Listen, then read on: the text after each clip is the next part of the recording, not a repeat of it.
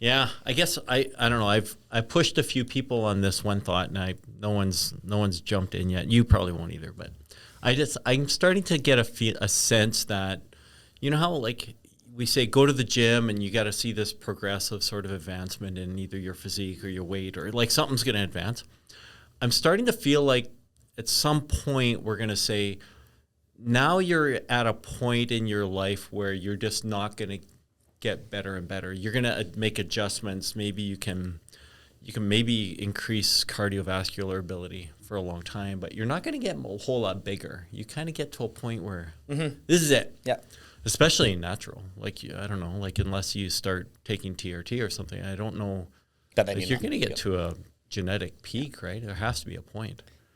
There is a point for sure. Yeah. It's just at what point is that, right? How much do you have to change your training? So right. I think the goal is always to improve no matter what, but there will be this sort of slow regression at some point, right? So, and the muscles change over time as well. Even since I've been competing 12 years now, my muscles look different. They're bigger, they're fuller and stuff like that.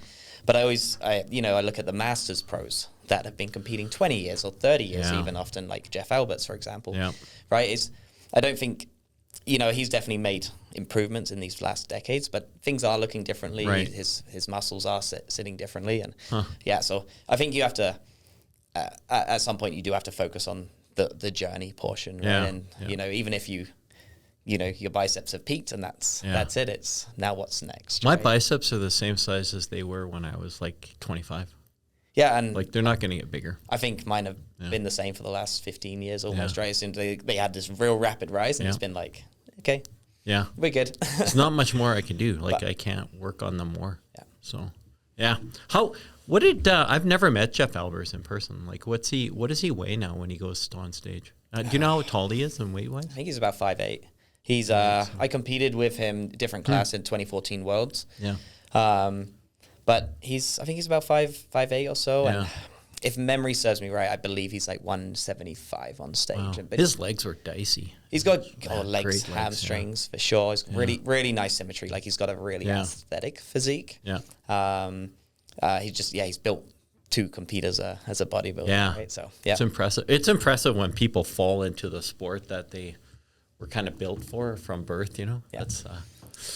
I don't think I'm sure every athlete says this, but I don't think I have the best structure. Yeah. But there's some things that I have going for me that, I can take conditioning to a level that very few athletes can take. So I kind of like to, obviously I excel in that part, right? Which makes me a decent bodybuilder overall, but I don't have that natural nice structure that some do. What would you get down to percentage-wise, do you think?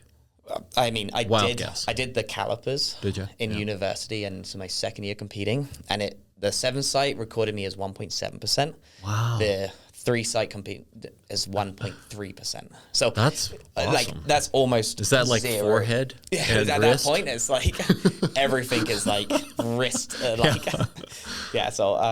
it's pretty dicey, but what that doesn't factor in internal body fat and all that stuff. So I'm sure that's like, it's probably 6% naturally is I think the limit that you can actually really do without starving yourself. And did you ever see Ronnie Coleman used to say he was a negative body fat? Yeah, I did see that. I didn't know what that means. Yeah. It doesn't make sense. Yeah. I think they get into their own head. Someone owes him fat. That's what that means, right? Like someone else has your fat and they have to give it back to you at some point. Yeah. He's into this alternate reality, right? Like it's like he's his body is from a different level though. He's from a different world, right? So he was his overall bone structure was just right for it. Mm-hmm. Seemed like he popped up on a reel yesterday, and he took his physique far naturally, and he did. Yeah.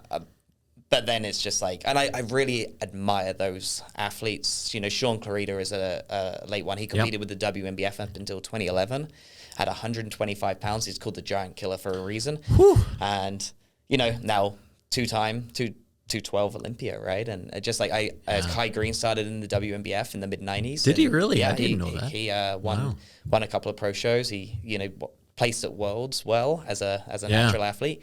Wow. And what's funny is, the guys' physiques are the exact same as they are at their peak unnaturally, but it's just like 50, 100 pounds more muscle. Yeah. It's quite wild. Yeah. Yeah. You know that thing, and like you see it once in a while, like some guy on Instagram will have, this is what 5 pounds of body fat looks like. And they have this, that plastic mold. I'd love to see what 50 pounds of steak looks like. It's on this it's like this table. Yeah. Like that's crazy. Cause when you think, some of the biggest guys like Kai Green or even, the biggest guys, like they probably have, as much as 100 pounds more muscle than I do, which is shocking. Yeah. That's a lot of meat. That's like a small cow. Yeah.